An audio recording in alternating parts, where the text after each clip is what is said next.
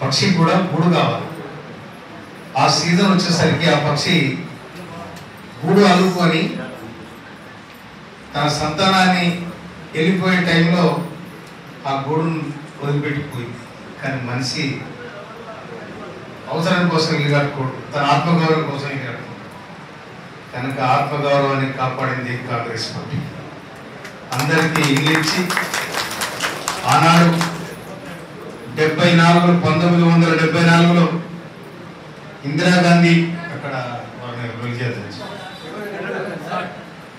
1974లో ఇందిరాగాంధీ గరీబీ హఠావో నినాదంతో పేదరికం పోవాలి ఈ దేశంలోనే ఒక నినాదాన్ని తీసుకొని ఆనాడు ఎన్ని ఇబ్బందులు వచ్చినా కూడా బడుగు బలహీన వర్గాలకు, హజ్జలకు, గిరిజనులకు ఆనాడు ఇల్లు ఇచ్చిన చరిత్ర కాంగ్రెస్ పార్టీది, ఇందిరమ్మ రాజ్యాన్ని. అప్పుడే భూములు ఇచ్చిండ్రు, అప్పుడే ఇల్లు ఇచ్చిండ్రు, పేదలకు చదువుకున్న పిల్లలకు కొనులు ఇచ్చిండ్రు, భూములు ఇచ్చిండ్రు. ఎకరం 2 ఎకరాలు ఆనాడ ప్రభుత్వం భూములు ఇచ్చి ఆదుకున్నది కాంగ్రెస్ ప్రభుత్వం. ఆ తర్వాత రాజశేఖర రెడ్డి గారు ముఖ్యమంత్రి అయినాక మళ్ళా ఇందిరమ్మ ఇల్లు వచ్చినాయి. ఈ 10 సంవత్సరాలు 60 సంవత్సరాల ఆంధ్ర వలస పాలన పోవాలని వేలాది మంది తెలంగాణ కోసం అమరుడై మా తెలంగాణ మాకు కావాలి, మా నీళ్లు మాకు కావాలి, మా గురువు మాకు కావాలి, మా ఆత్మగౌరవం మాకు కావాలని తెలంగాణ కోసం కొట్లాడి చనిపోయిన వాళ్ళు ఎంతో మంది.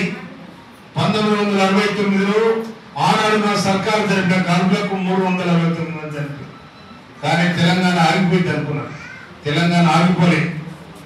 మన ఇళ్ళల్లో ఇప్పుడంటే సిలిండర్ వచ్చినాయి, కానీ ఎక్కడ ఏముండే పొయ్యిల బూడిద కప్పి నిప్పుకం కరెక్టే పెడితే బూడిద కప్పితే మళ్ళా శిలకలు పోయించి పని పోయించినాక మళ్ళా నిప్పు చేసుకొని మన పొయ్యి ముట్టించుకునే వాళ్ళం. అట్లా తెలంగాణ ఉన్నది. ఎప్పుడు కూడా తెలంగాణ ఉద్యమం సలాలేదు, ఆశయం సలాలేదు. అందుకోసమనే 1960, 1996 మారుదీరన సూర్యపేటలో పెట్టే సభ కానీ, 97లో పెద్దలు బొడిగిలో పెట్టే సభ కానీ, ఆ తర్వాత ఎంతమంది వీరులు నేలరాలిన తెలంగాణ నినాదాన్ని వదులుకోలేదు. అందుకోసమనే తెలంగాణ ఈ 14 సంవత్సరాల తెలంగాణ పోరాటం తర్వాత సోనియా గాంధీ పిల్లలు సరిపోతా ఉన్నారు, 1200 మంది పిల్లలు సరిపోతా ఉన్నారు. కానీ తెలంగాణ ఇవ్వాలి, వాళ్ళ గురువు వాళ్ళకి దక్కాలని చెప్పి సోనియా గాంధీ తెలంగాణ రాష్ట్రం ఇవ్వడం జరిగింది. తెలంగాణ రాష్ట్రం ఇచ్చి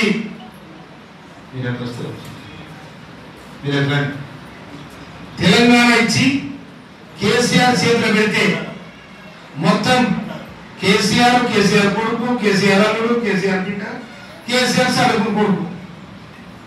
తర్వాత ఇంతో ఇక్కడ ఆ సూర్యపేట జగదీష్ రెడ్డి, ఇక్కడ ఉన్న మాజీ ఎమ్మెల్యే, ఇప్పుడు దీని ఏకమై మొత్తం విశ్వరంత రాజ్యాన్ని దోచుకొని ఇలా తెలంగాణ రాష్ట్రం ఏర్పడినాడు. ముఖ్యమంత్రి కేసీఆర్ అయినాడు. 17,000 కోట్ల రూపాయల మిగులు బడ్జెట్ కేసీఆర్ చేతిలో పెట్టి అందులో వెళ్ళిపోయారు. కానీ ఇలా రేవంత్ రెడ్డి గారి ప్రభుత్వం వచ్చిన తర్వాత మీ అందరి దయ వల్ల మహిళా తల్లుల యొక్క చెల్లెలు అందరూ కూడా కాంగ్రెస్ ప్రభుత్వం రావాలి, ఇందిరమ్మ రాజ్యం రావాలని సంకల్పించి ఇవాళ మీరందరూ కాంగ్రెస్ పార్టీకి గెలిపించి రేవంత్ రెడ్డి గారిని ముఖ్యమంత్రి స్థానంలో కూర్చొని పెడితే ఆ ఇంట్లో పోయాక చూస్తే కేసీఆర్ 7 లక్షల కోట్ల అప్పు చేసిపోయింది కేసీఆర్. అయినా కూడా ఇవాళ అన్నిటి కూడా తట్టుకొని గౌరవ ముఖ్యమంత్రి రేవంత్ రెడ్డి గారు ఇవాళ మనకు వచ్చిన వెంటనే 6 గ్యారెంటీ మనకు ఇవ్వడం జరిగింది. అందులో మొదటిసారిగా మహిళలందరూ కూడా ఉచిత బస్సు సౌకర్యం కల్పించాం. ఆ తర్వాత మహిళల పేరు మీదనే 200 యూనిట్ల వరకు ఉచిత కరెంట్ ఇచ్చాం. తర్వాత ఇవాళ అందరూ కూడా రేషన్ కార్డు ఉన్న వాళ్ళందరూ కూడా ఇవాళ మనం సన్నబియ్యం ఇస్తా ఉన్నాం.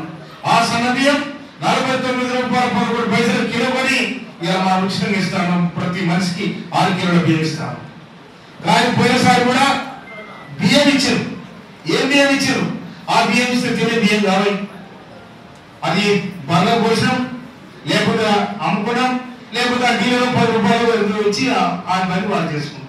కనుక ఇవాళ సోనియా గాంధీ కూడా ఏం చెప్పిందంటే ఆహార భద్రత కల్పించాలి, ప్రతి మనిషికి ఆహార భద్రత కల్పించాలని చెప్పి ఇవాళ సోనియా గాంధీ ఇచ్చిన మాట ఇవాళ గౌరవనీయ ముఖ్యమంత్రి రేవంత్ రెడ్డి గారు సివిల్ సప్లై శాఖ మంత్రులు మన జిల్లా మంత్రి ఈ తాటిపల్ల జన్మనిచ్చిన గదిలో పుట్టిన బిడ్డ ఉత్తమ్ కుమార్ రెడ్డి గారు వారు సివిల్ సప్లై శాఖ మంత్రిలో ఉండి వారి వారి నియోజకవర్గంలో సన్నబియ్య కార్యక్రమాన్ని ప్రారంభించడం జరిగింది.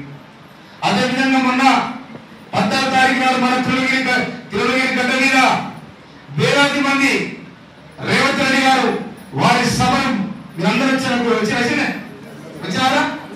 వచ్చిందా? ఓకే, ధన్యవాదాలు మీ అందరికి. ఆ సభను చేయబడినందుకు మీకు, మీ ఇంటికి, మీ ఇలాంటి అందరికీ నిండుగా శుభాకాంక్షలు తెలియజేస్తాను. అందుకోసమనే ఈడ రేషన్ కార్డు ఆడేమో బియ్యం స్టాక్ చేయడానికి, ఆ బియ్యం తీసుకోవడానికి ఈడ అక్పత్రాన్ని ఈడ మన తిరుమలలో ప్రారంభించినందుకు తుంగతుర్తి గడ్డ మీద. అందుకోసమనే ఇలా అదే కాకుండా 30-40 సంవత్సరాలుగా ఏబిసిడి వర్గీకరణ కావాలి, మార్గుల పోరాటాలు మార్గులు అందరూ కొట్టాలి. కానీ రేవంత్ రెడ్డి గారు దాన్ని చేసి పెట్టి చిరకాల ఆకాంక్ష పిల్లలు సరిపోతా ఉన్నారు. అట్లా కాదని దాన్ని చేసి పెట్టాడు. తర్వాత బీసీలు ఉన్నారు రాష్ట్రంలో, బీసీలు ఎక్కువ శాతం ఉన్నారు. కనుక బీసీలకు ఎంత మంది అంత వాట కావాలని ఇలా బీసీ కులగణన చేసి ఆ లెక్క కూడా తేల్చడం జరిగింది. అదేవిధంగా ఇలా రైతు భరోసా, రైతు బంధు, రైతు భరోసా మనకు ఎంత పడినా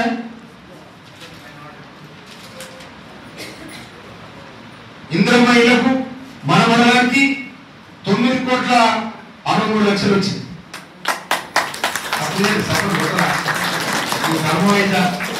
చెప్పు, ఎవరన్నా 10 రూపాయలు అంటే దానం ఇవ్వడు. 5 లక్షలు ఇల్లిస్తుంది ఇలా రేవంత్ రెడ్డి గారి సర్కార్. అలా 5 లక్షలు ఇల్లిస్తుంది. అటువంటి ఎవరు మనం ఎంత సంతోషంగా ఉండాలి. తర్వాత రుణమాఫీ, ఈ మండలానికి 32,80,00,000 రూపాయలు రుణమాఫీ అయింది. రైతు భరోసా 9,000 కోట్ల రూపాయలు 9 నెలల రైతుల ఖాతాల మన మండలానికి 36,06,00,000 రూపాయలు ఇస్తుంది. 36,06,00,000. తర్వాత రైతు బీమా 3,80,00,000. తర్వాత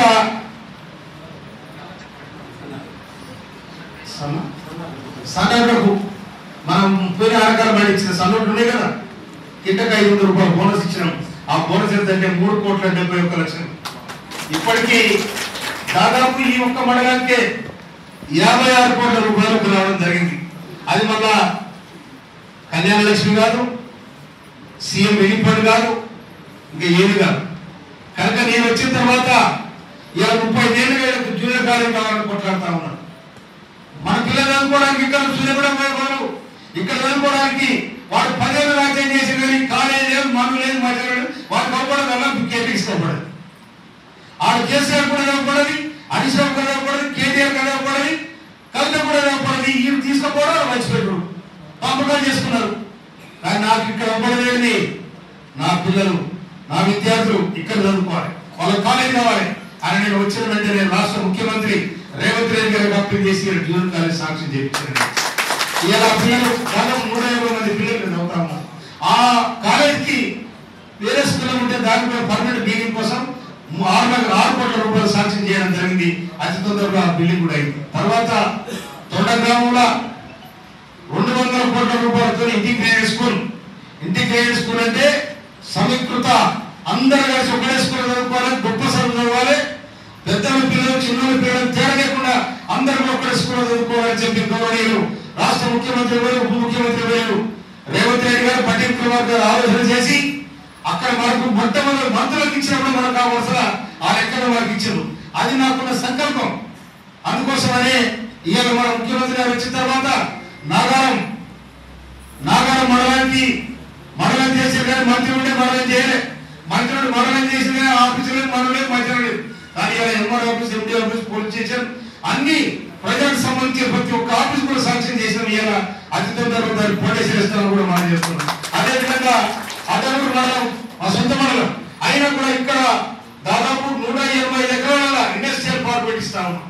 ఇండస్ట్రియల్ పార్క్ పెట్టేంటే అక్కడ పరిశ్రమలు పెడతాం. పరిశ్రమలు పెడితే ఆ పరిశ్రమల చదువుకున్న పిల్లలకు